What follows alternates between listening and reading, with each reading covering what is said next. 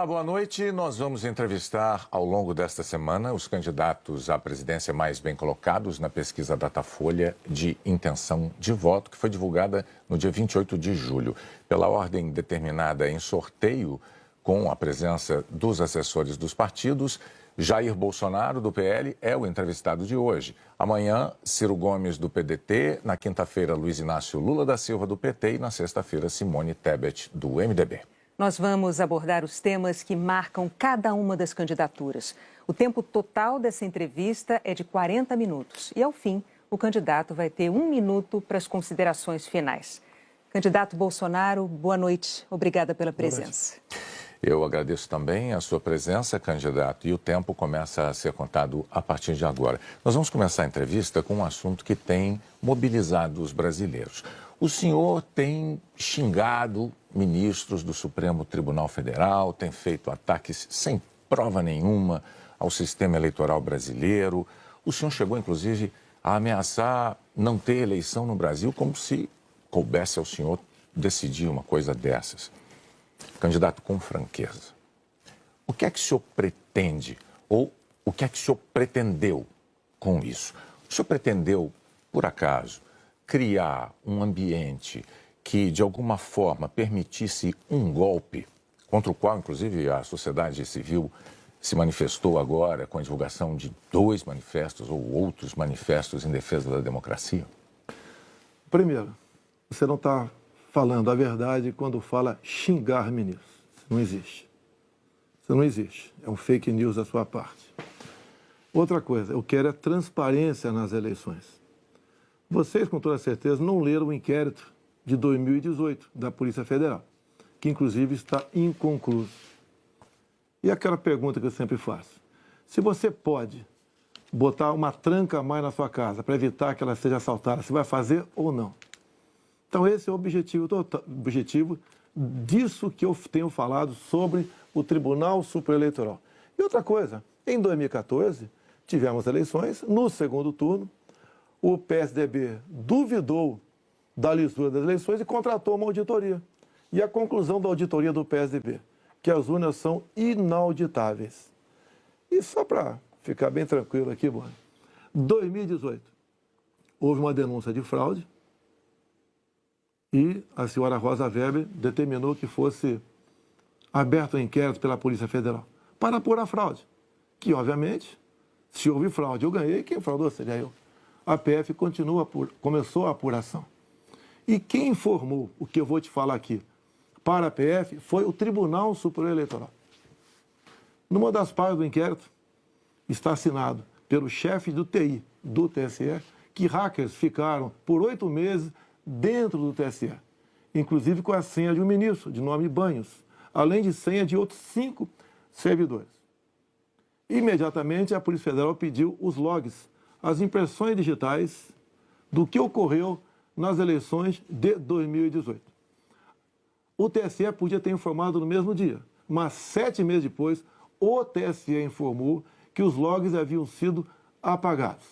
Então, a grande interrogação é exatamente essa daí. Nós queremos evitar que dúvidas pairem por ocasião das eleições agora desse ano. Candidato, nada mais além disso. É curioso que o senhor se refira a esse episódio, porque o senhor, inclusive, foi acusado de ter divulgado informações sigilosas de investigações inconclusivas. Mas sobre a transparência que o senhor afirma defender das urnas, órgãos fiscalizadores como o Tribunal de Contas da União, a Advocacia Geral da União, associações de juízes, associações de juristas, associações de delegados da Polícia Federal, todos já atestaram a segurança das urnas eletrônicas. Eu vou além.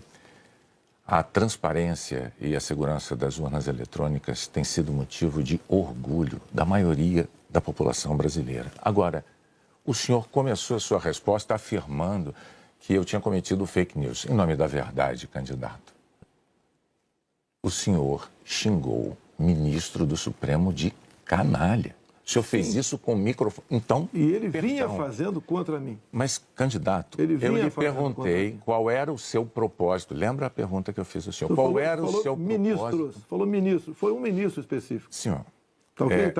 Tá refeita aqui a dúvida? Mas não, é que o senhor disse que eu cometi fake news.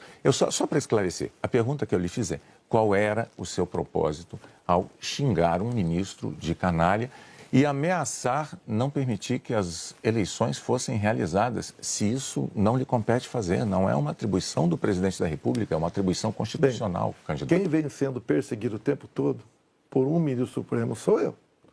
Um inquérito completamente ilegal. E as medidas que vinham sendo tomadas por esse ministro eram contestadas. Lá atrás, inclusive, a procuradora Raquel Dodge deu um parecer para que esse inquérito deixasse de existir. E continua existindo. A temperatura subiu. Hoje em dia, pelo que tudo indica, está pacificado. Espero que seja uma página virada. Até você deve ter visto, por ocasião da posse do senhor Alexandre de Moraes, um certo contato amistoso no nosso lar. E pelo que tudo indica, está pacificado. E quem vai decidir essa questão de transparência ou não serão, em parte, as Forças Armadas que foram convidadas a participar da Comissão de Transparência Eleitoral. As Forças Armadas são uma das partes, né, desse grupo que analisa a segurança. A grande questão não é nem a presença das Forças Armadas, candidato. A grande questão que se dá é que o senhor se coloca como patrono das Forças Armadas e a forma como o senhor ataca o sistema eleitoral é que causa ruído e que causa uma certa intranquilidade no ambiente. Teremos eleições, o ministro Alexandre de Moraes acabou de assumir. Amanhã ele tem um encontro, pelo que me parece, um encontro com o ministro da Defesa para tratar desse assunto sobre transparência eleitoral. Eu tenho certeza que o ministro Alexandre de Moraes vai conversar e chegar a bom termo essa questão de eleições. Agora, precisei provocar para que chegasse a esse ponto. Pode ter certeza que vão ter eleições limpas e transparentes no corrente ano. O senhor costuma dizer que defende a liberdade, mas a impressão que dá quando a gente vê manifestações de apoiadores seus é de que nem todos têm a mesma percepção daquilo que o senhor defende, porque é muito comum vermos apoiadores seus defendendo medidas absolutamente inconstitucionais, fechamento do Congresso, fechamento do Supremo Tribunal Federal, golpe militar, intervenção militar com Bolsonaro, essas coisas são ditas. Inclusive tem uma frase que é muito ouvida também nessas manifestações por parte desses grupos que é: eu autorizo. No entanto, o senhor não os desautoriza, candidato. Isso não é uma sinalização ruim dessa parcela de apoiadores? Você vê as manifestações nossas sem qualquer ruído, uma lata de lixo sequer virada nas ruas. Eu considero como liberdade de expressão. Essas, artigo 142. O que é artigo 142?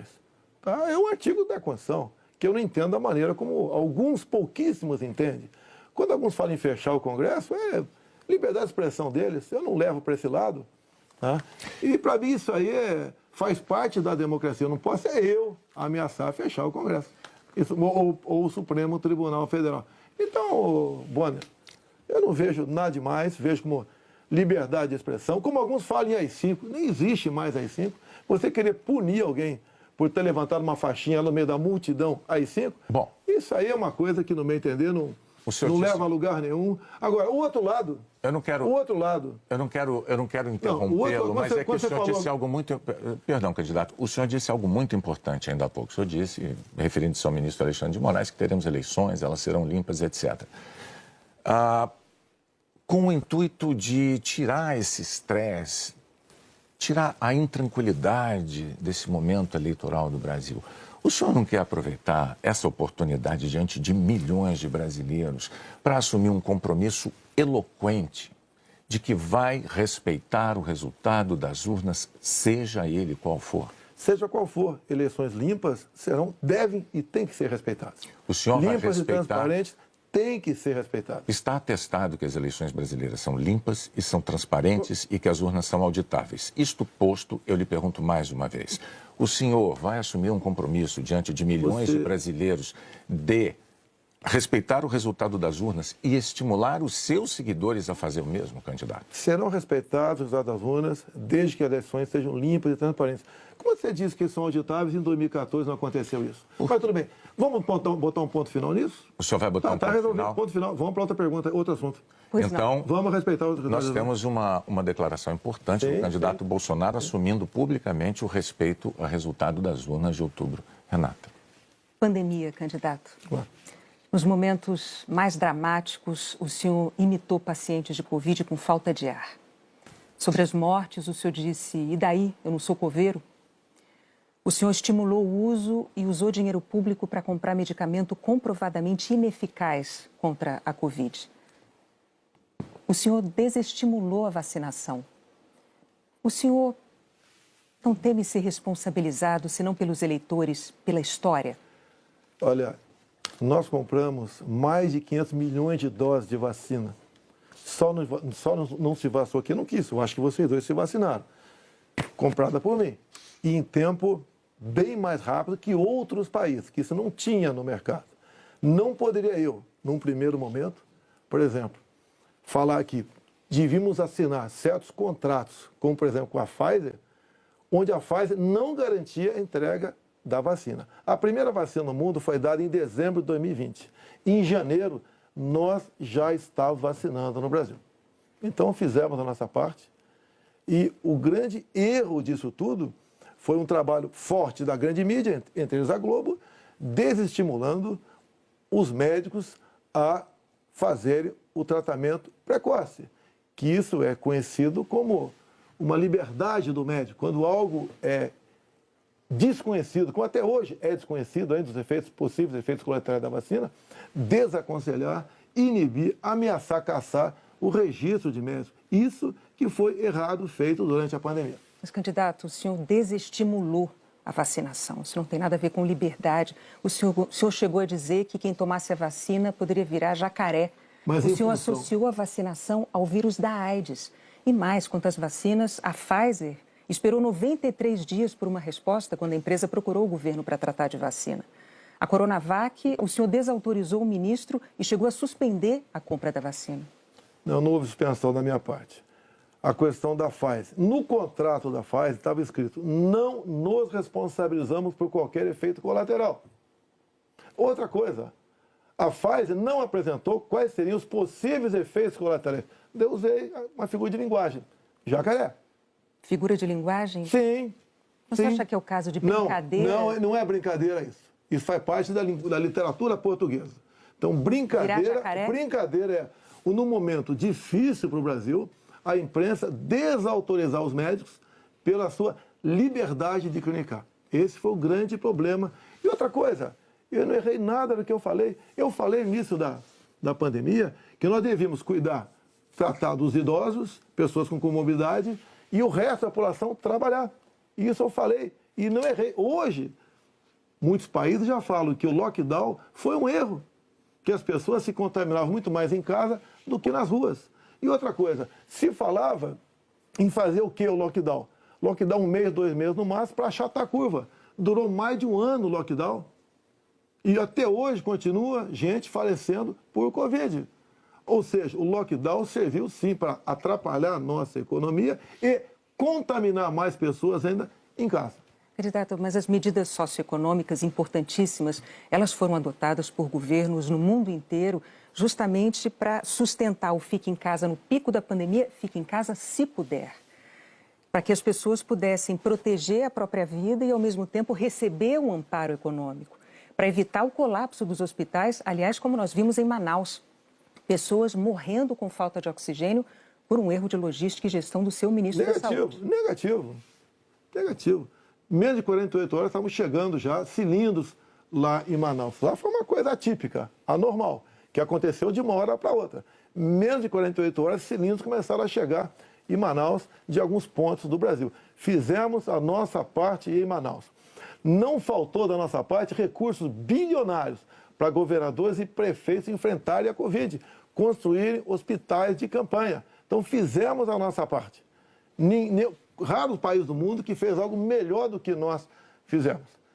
E o resultado, até o OMS reconhece isso daí. Fizemos a nossa parte. O senhor mencionou 48 horas. O fato é que Manaus ficou uma semana, mais de uma semana, 9 dias, sem receber o apoio com as pessoas com falta de oxigênio nos hospitais. Não é verdade isso. Agora, não é verdade. Candidato, sobre o seu comportamento, com as frases que eu mencionei, imitando pacientes com falta de ar, muitos viram isso como um sinal de falta de compaixão. Eu queria que você botasse no ar eu imitando falta de ar. Realmente... Mas falta de compaixão... Então você começou a mudar. Desculpe, você começou a mudar, tudo bem. Eu completar a minha frase. Muitos viram isso como uma falta de compaixão, de solidariedade com os doentes, com as vítimas, com os parentes das vítimas. O senhor se arrepende? A solidariedade, eu me manifestei conversando com o povo nas ruas, visitando a periferia de Brasília, vendo pessoas humildes que foram obrigadas a ficar em casa sem ter um só apoio do governador ou prefeito.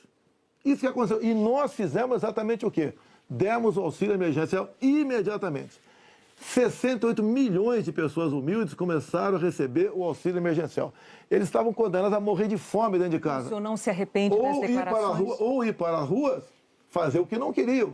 Poderiam ter o caos na rua, caos porque pessoas com fome iam para a rua. Criamos imediatamente o auxílio emergencial. Fizemos a nossa parte. Demos tanto dinheiro para governadores e prefeitos que a gente não tem notícia de eles terem atrasado folha de pagamento ou até mesmo 13º. E quando tivemos a oportunidade de investigar fraudes, aquela CPI do circo feita por Renan Calheiros, Omar Aziz e Randolfo Rodrigues, não quiseram investigar os desvios de recursos enviados para 9 governadores do Nordeste. Fizemos a nossa parte e tratei com muita seriedade essa questão. Agora, não adotei o politicamente correto. Não estimulei. Inclusive, o que eu falei é que quando foi decidido o que era essencial, o trabalho essencial, eu falei, deve ser todo aquele necessário para o homem ou a mulher levar o pão para dentro de casa. A própria MS concordou comigo nessa questão. Então o senhor chama isso de politicamente incorreto? O senhor não se arrepende do seu comportamento, das frases que fez, imitando pessoas com falta de ar, como solidariedade com as famílias que sofreram? Você acabou de falar que eu não imitei falta de ar e voltou a falar em falta de ar novamente. Você voltou a falar em falta de ar novamente. 700 mil mortos. A minha pergunta é muito específica. O senhor se arrepende Lamento as mortes. Não tem que não perder um parente, um amigo. Lamento as mortes. Agora, não poderia ser tratada a Covid da forma como começou a ser tratada. E quando você fala em tratamento precoce, lembre-se que no protocolo do Mandetta tinha o tratamento precoce lá, mas só em casos graves, onde eu não concordei com ele. No início, o protocolo do Mandetta era vá para casa. Quando sentir falta de ar, procura um hospital. Eu falei, procurar para quê se não tem remédio? E não tinha vacina também naquele momento. Bom, vamos falar de economia? Eu só queria observar, a Renata não retirou observação sobre o fato de o senhor ter imitado pessoas com falta de ar. Ela disse... Não. Ela disse que o senhor imitou gente com falta de ar e que faltou também a solidariedade. Foram as duas coisas. Isso eu não respondeu. Mas, candidato, o senhor já deixou claro que o senhor acha que mais brasileiros se contaminaram por ficar dentro de casa sem se expor. Não, o senhor disse isso. Nova York mostra isso aí. O senhor disse isso. Então, vamos agora para a economia. Dentro de casa que fora de casa. Vamos para a economia. Vamos para a economia, que é um tema que o senhor também gostaria de abordar certamente. Em 2018, como candidato, o senhor disse assim, numa entrevista: eu sei do que é que o povo precisa. Inflação baixa, taxa de juros menor, dólar menor. Aí veio o seu governo, os juros básicos da economia dobraram, a inflação mais que dobrou, o dólar que estava em R$ 3,90 está em mais de R$ 5,00. É verdade que tudo isso se deu num cenário de pandemia e num cenário também de guerra na Ucrânia. Ocorre que esse cenário não mudou, não é? A pandemia não acabou, infelizmente, e a guerra da Ucrânia é uma realidade ainda. Pergunto, candidato, qual é o seu plano, uma vez reeleito, para cumprir num segundo mandato as promessas que o senhor fez em 2018 para a economia? Primeiro, as promessas foram frustradas pela pandemia, por uma seca enorme que tivemos no ano passado e também pelo conflito da Ucrânia com a Rússia. Se você pegar os dados de hoje, você vê o Brasil como talvez o único país do mundo com uma deflação. Um país onde vai ter uma inflação menor do que, por exemplo, a Inglaterra, menor que os Estados Unidos. Você vê também que a taxa de desemprego tem caído no Brasil. Os números da economia são fantásticos, levando-se em conta o resto do mundo. Nós não podemos... Se fosse apenas o Brasil com esses problemas, eu seria o responsável. O que nós pretendemos fazer? É continuar exatamente na política que vimos fazendo desde 2019. A grande vacina a favor da economia em 2019 foram reformas, como, por exemplo, da Previdência. Foi, por exemplo, a Lei da Liberdade Econômica. Foi a modernização das NRs, das normas regulamentadoras. Milhares de normas nós deixamos de lado, nós revogamos. Então, a grande reforma da economia foi feita, a grande vacina foi feita em 2019, que fez com que nós pudéssemos suportar 2020. Nós pegamos 2020 e 2021 e tivemos um saldo positivo de quase 3 milhões de empregos no Brasil. Diferente de 2014 e 2015, que tivemos uma perda de quase 3 milhões de empregos no Brasil. Isso é sinal do quê? Competência da equipe econômica. Programas como, por exemplo, o Pronamp e o BEM preservaram mais de 10 milhões de empregos no Brasil. O próprio auxílio emergencial, num primeiro momento R$ 600, fez com que a economia, em especial nos pequenos municípios, o município não colapsasse. Então, essas medidas, entre outras, fizeram a gente romper 2020 e 2021. 22, quando veio a guerra agora, problemas nós tivemos. Fui na Rússia negociar fertilizantes com o presidente Putin. Se não tivesse ido, não teria fertilizante para a nossa safra agora, desse segundo semestre. Não, isso é importante. Não. Isso garantiu o quê? A segurança alimentar do nosso Brasil e do mundo.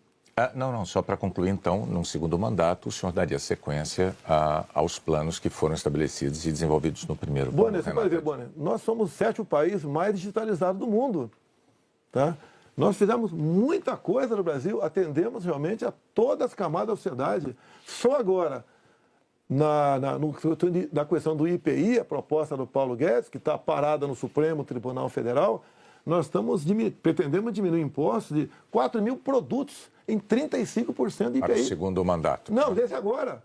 É que a proposta parou no Supremo Tribunal Federal. Estamos há semanas... Agora, senhores, para que a gente possa abordar... Mas isso começou há 2 meses a redução de IPI, não foi de agora. Para que nós possamos abordar nessa entrevista o maior número de temas, vamos prosseguir, vou falar sobre meio ambiente. Em 2020, o seu então ministro do Meio Ambiente, Ricardo Salles, disse que era para aproveitar que a imprensa toda estava focada na cobertura da pandemia para ir desregulamentando as leis ambientais, o que ele chamou de passando a boiada. Fato é que, no seu governo, a taxa anual de desmatamento da Amazônia deu um salto, é a maior em 15 anos. O senhor continua apoiando essa política de desregulamentação? Olha, você tem que pensar que na Amazônia você tem quase 30 milhões de habitantes lá. Tem 30 milhões de brasileiros na Amazônia. Primeira preocupação é essa. Outra, qualquer propriedade lá tem que preservar 80% e pode usufruir de 20%. Eu tentei, nos primeiros 2 anos de mandato, fazer a regulação fundiária, para saber, por exemplo, qualquer local desmatado ou com foco de calor, de quem é o CPF daquela propriedade. O presidente da Câmara não colaborou para botar essa proposta avante. Agora, quando se fala em Amazônia, por que não se fala também agora na França, que há mais de 30 dias está pegando fogo? A mesma coisa está pegando fogo na Espanha e Portugal. Califórnia pega fogo todo ano. No Brasil, infelizmente, não é diferente. Acontece. Grande parte disso aí, alguma parte disso aí é criminoso, sei disso. Outra parte não é criminoso. É o ribeirinho que toca fogo ali na sua pequena Uma coisa é propriedade. incêndio natural, outra coisa é o desmatamento. Mas tem incêndio, o Pantanal Mato-Grossense é comum pegar fogo de forma espontânea. Agora, candidato, a favor das críticas dos especialistas à sua política ambiental, tem os números. No seu governo, a taxa anual de desmatamento da Amazônia saltou de 7.500 km² em 2018 para 13 mil ano passado. O levantamento do MAP Biomas mostrou que 97% dos alertas de desmatamento emitidos desde 2019 não foram fiscalizados pelos órgãos responsáveis, 97%. Especialistas dizem que quando o senhor desautoriza, por exemplo, a destruição de equipamentos pelos órgãos fiscalizadores ou quando o senhor desmonta órgãos como o IBAMA, o senhor está passando uma mensagem de incentivo a quem desmata ou ao garimpo ilegal. Primeira coisa, a destruição, como dá em lei, é se você não puder retirar o equipamento daquele local. O que vinha acontecendo, e ainda vem, infelizmente, é que o material pode ser retirado do local, porque se chegou lá, pode ser retirado. E há o abuso de uma parte. E como eu disse para você, tem Abuso locais... de qual parte? Tem locais na Amazônia ali que é permitido. Mas desculpa, eu não entendi. Abuso de qual parte do órgão parte do IBAMA. fiscalizador? Sim, por parte do IBAMA. Sim. Por que, candidato? O que seria um Mas abuso é o seguinte, do IBAMA o que diz a lei? na defesa da O floresta que diz a amazônica? lei? Um trator, por exemplo, você tem que tocar fogo se não puder retirar daquele local. O que e muitas vezes o pessoal do IBAMA faz? Toca fogo mesmo podendo retirar o material de lá. Mas a quem interessa defender a posse de um trator utilizado para derrubar árvores na Amazônia, candidato? Mas não está derrubando árvore na Amazônia, está derrubando em áreas, muitas vezes... Mas a lei não fala se um local é permitido ou não. A quem lei, interessa, candidato? A lei não fala. Tem sido destruído, vem ser destruído. A minha orientação é cumprir a lei. Nada mais além disso. E os órgãos fiscalizadores... Olha só, a Amazônia é do tamanho da Europa Ocidental. Ali na Amazônia cabe uma Alemanha, cabe uma França, cabe uma Itália, cabe um Portugal, cabe um montão de países. Você pensa que fiscalizar, evitar que pegue fogo Mas é só assim, para vamos entender, lá? então, sobre a desautorização dos órgãos fiscalizadores para destruir equipamento apreendido. Não desautoriza, mando cumprir a lei. A lei fala que se o material pudesse retirar de lá, assim como entrou, não é para ser destruído. Mas com que propósito mesmo? Eu não entendi. Cumprir a lei. Propósito, cumprir a lei. Faz lá dentro, eu tenho aqui uma aspas. Tem quase 30 milhões de pessoas que têm que sobreviver. Eu tenho aqui uma aspas em que o senhor diz que não é para queimar nada, maquinário nem trator. Mas vamos adiante, o fato é que, sobre o meio ambiente, em 2018, o mundo tinha uma visão sobre o compromisso ambiental do Brasil. Hoje, o mundo vê o Brasil como um destruidor de florestas. Num segundo mandato, o que o senhor vai fazer para mudar essa imagem? Primeiramente, destruidor de florestas. É uma mentira. Ninguém quer destruir floresta, né, por livre e espontânea vontade. O acordo Mercosul-União Europeia estava travado.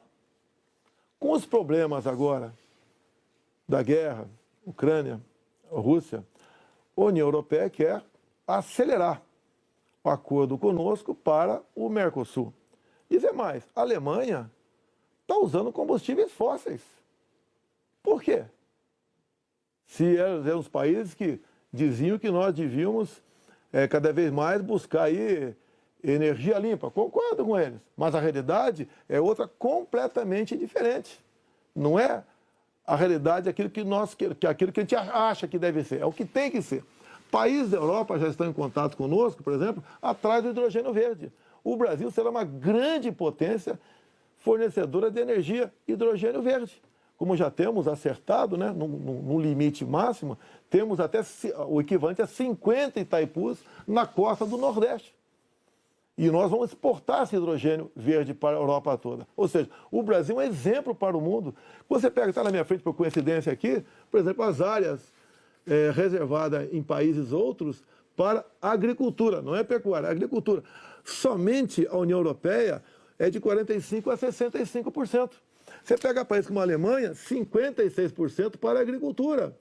Então, você pega o Reino Unido, 63% para a agricultura. O Brasil preserva 2/3, 66% da sua área verde. O Brasil não merece ser atacado dessa forma. Vamos falar porque, no fundo, há um interesse no agronegócio. É deixar o Brasil de lado. Agora, cada vez mais o mundo vê, como a própria presidente do OMC disse, há 2 meses, 3 meses atrás, disse o quê?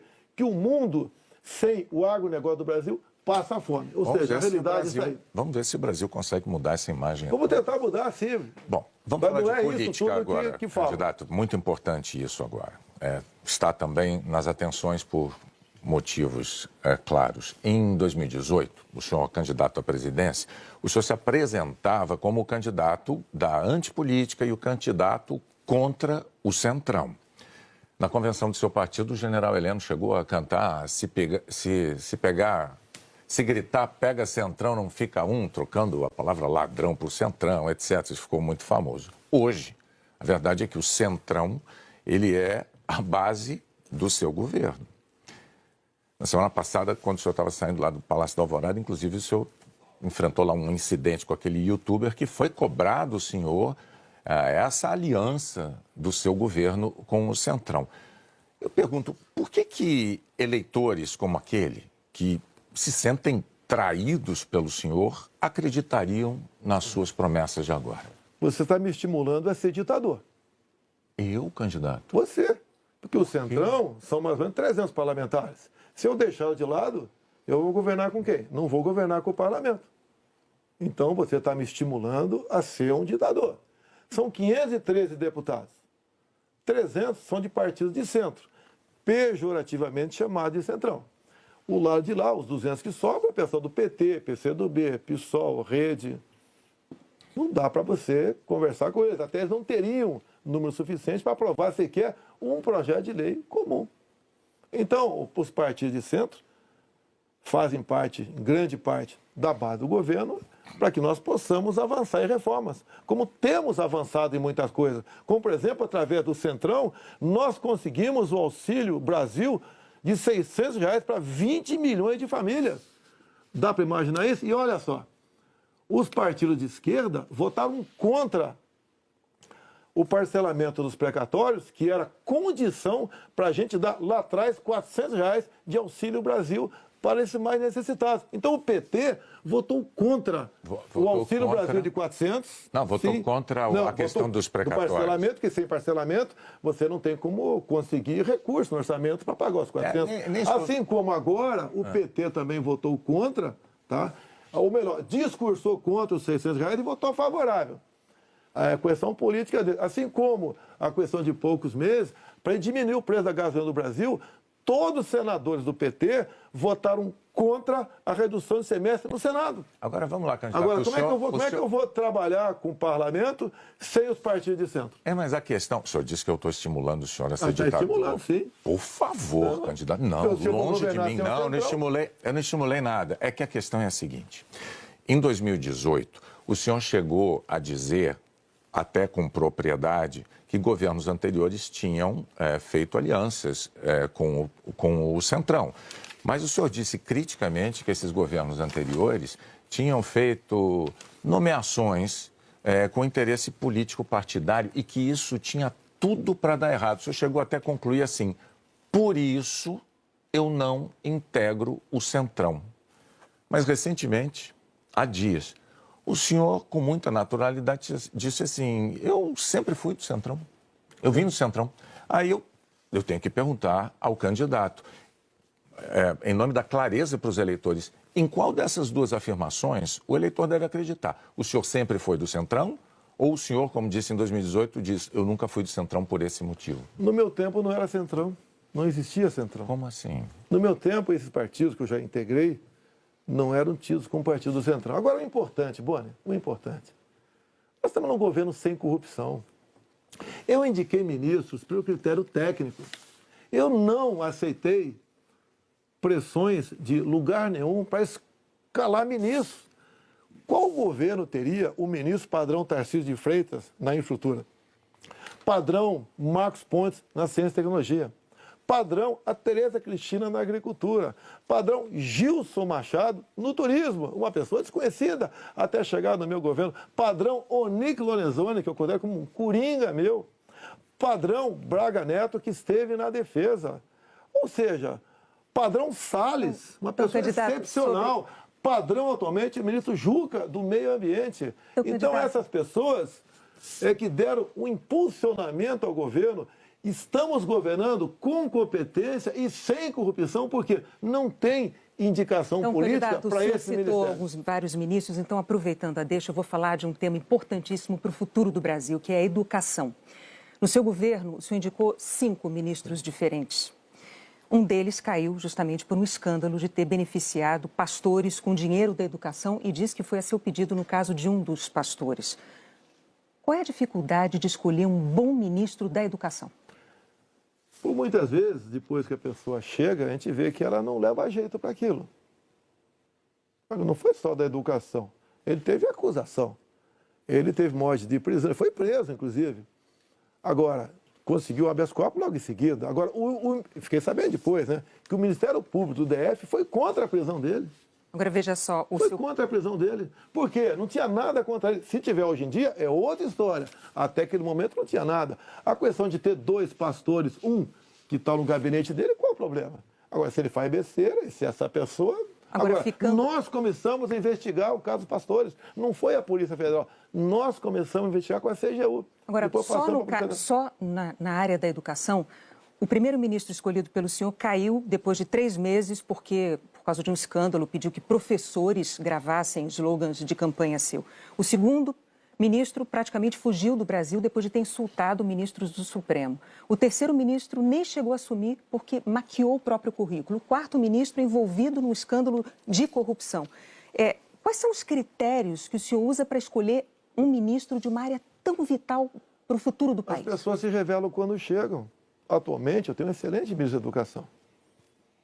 Não acontece. É igual um casamento, muitas vezes. Mas o senhor concorda que essa alta rotatividade prejudica? O ideal era não ter rotatividade. O ideal era não ter rotatividade nenhuma, mas acontece. Outros ministros foram trocados também. Bom, por vários motivos. Agora, depois desse escândalo do MEC...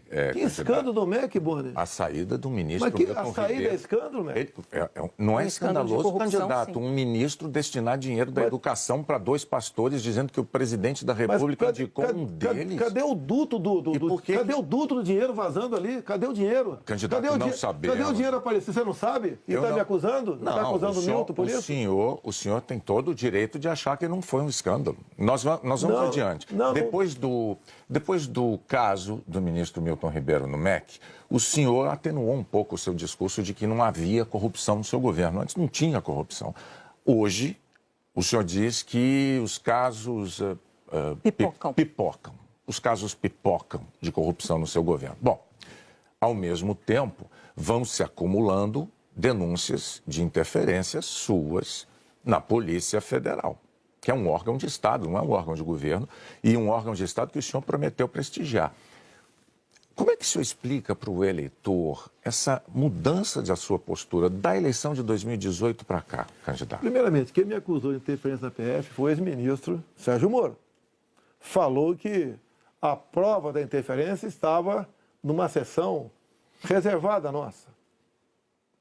Bem, eu não queria, a sessão foi gravada, eu não tinha obrigação de entregar ali a fita. O senhor teve 4 diretores gerais da Polícia Federal e a cada mudança... Eu não tinha obrigação de entregar a fita. Entreguei a fita. Foi revelado, até com muitos palavrões na reunião de ministros. Não acharam nada. O que acontece? Eu, quando entrego o ministério para alguém, eu dou o ministério para aquela pessoa agir. Tá? A Polícia Federal, com a saída do Sérgio Moro, melhorou e muito na apreensão de drogas, na apreensão de numerários, tá? Em operações, melhorou muito.